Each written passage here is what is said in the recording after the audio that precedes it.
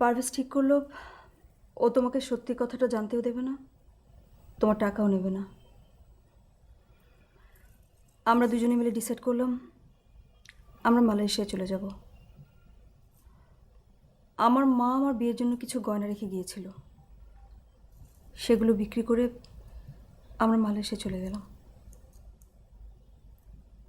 যাওয়ার আগে ও তোমার গাড়ি নিয়ে অ্যাক্সিডেন্ট করলো। সময় মতো গাড়ি থেকে লাফ দিয়ে নেমে গিয়েছিল। ও, দ্যাট মিন্স আমার কাছে যখন পারভেজের অ্যাক্সিডেন্টের খবর এসে পৌঁছায় তখন তোমরা ফ্লাইটে। ওখানে 4 বছর। এক সময় আমি ডিসাইড করলাম দেশে ফিরে আসব। আমি জানতাম ও এখানে এসেই তোমার খোঁজ করবে, আর ঠিক তাই করলো।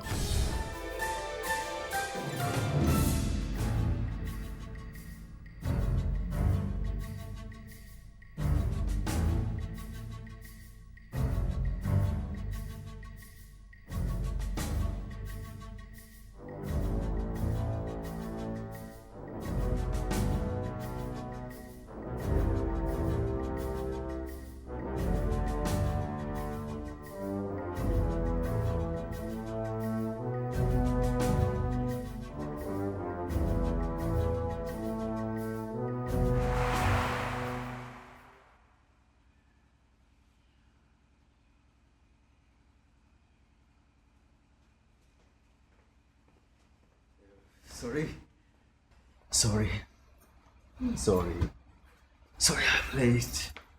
অনেক মিস করেছো না? মিস না তো, একটুও না। একটু মিস করো নি? না। একটুও না? আরে কি আশ্চর্য, তোমাকে আমি মিস করবো কেন? তুমি তো আমার সাথেই ছিলে।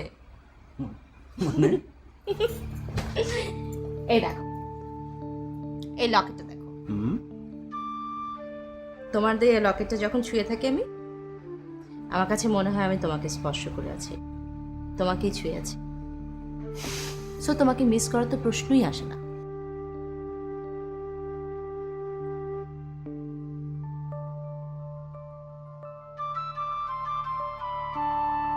কি হয়েছে পারভেজ?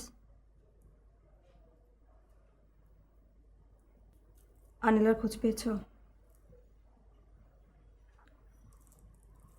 ওর কাছে ফিরে যেতে চাও? এতদিন আমি ওর ওর কাছেই ছিলাম। অনিল আমাকে একদিনের জন্য ভুলে যায়নি, একদিনের জন্য ছেড়ে দেয়নি। ও একবার বলেছিল ও আমাকে কতটা ভালোবাসে সেটা প্রমাণ দেবে। প্রমাণ সে দিয়েছে। আমি চলে গেছি, আমি চিরদিনের জন্য চলে গেছি এটা জেনেও সে আমাকে ভুলে যায়নি।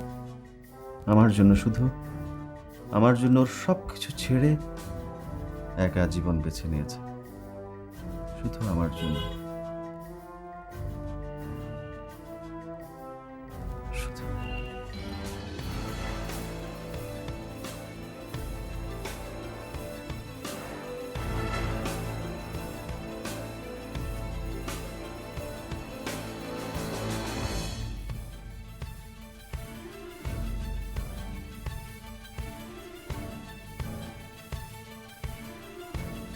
যাও,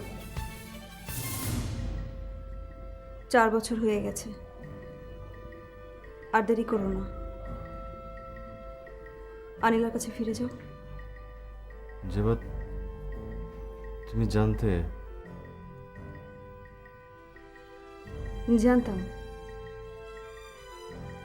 প্রতিটা মুহূর্তে বুঝতাম কিভাবে? তোমাকে ভালোবাসি, আর তোমার ভালোবাসাকে বুঝবো না।